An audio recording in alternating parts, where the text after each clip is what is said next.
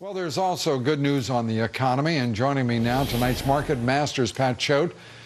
Dr. Choate, economist, author of the book Saving Capitalism, Keeping America Strong, and Dan Mitchell, senior fellow at the Cato Institute. Gentlemen, thanks for being here.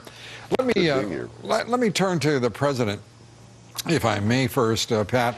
He is calling for tax hikes. He is effectively saying that $4 trillion is enough, but it turns out it isn't actually $4 trillion. It's $2.5 trillion, at least according to some analysis. What are we going to do to deal with the real issues in this country? Well, I think that the president needs to, first of all, grapple with the trade deficit, which is costing us somewhere in the neighborhood of 3 or 4 million jobs. He needs a pro-growth agenda, not just simply one of cutting federal expenditures. If we would get our growth up, we'd get our revenues up, the problem would essentially solve itself. He's got the wrong narrative, and he's leading towards the wrong programs, Lou. He should take Senator Kerry's proposal to do an infrastructure bank. He should be dealing with the trade deficit to figure a plan to glide it down to zero. Those are the things that he should be doing. And by the way, you look at the polls, those are the kinds of things that the American people want done. Dan Mitchell, your thoughts? Well, I agree with Pat that more economic growth would make a big difference. It certainly isn't going to solve the problem of too much federal spending, but it would bring revenues up back to the normal average of 18–19% of GDP. My concern, and this is a bipartisan concern, we had 8 years of too much spending under Bush, and now we've had 2 years of too much spending under Obama, and this has put us on an unsustainable track. And the question is, are the politicians going to raise taxes and sort of make us like a big government high-tax European welfare state, or are we going to go back toward the American exceptionalism of a limited central government that's much better for the economy? Well, what do you make of the Gang of Six, now in some quarters being held up as the only chance for reason to prevail? Dan, I mean, the idea that you're going, and they're talking about tax increases. That worries me a bit. I think a lot of the members of the Gang of Six are very sincere, but I look at what's happened through time.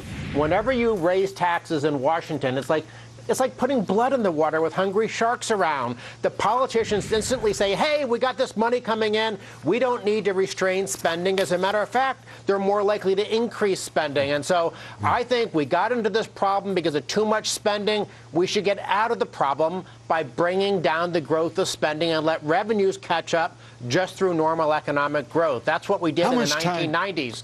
We've got, we could have as many as 8 to 10 million people with their homes foreclosed upon. We've got over 20 million people underemployed or unemployed in this country.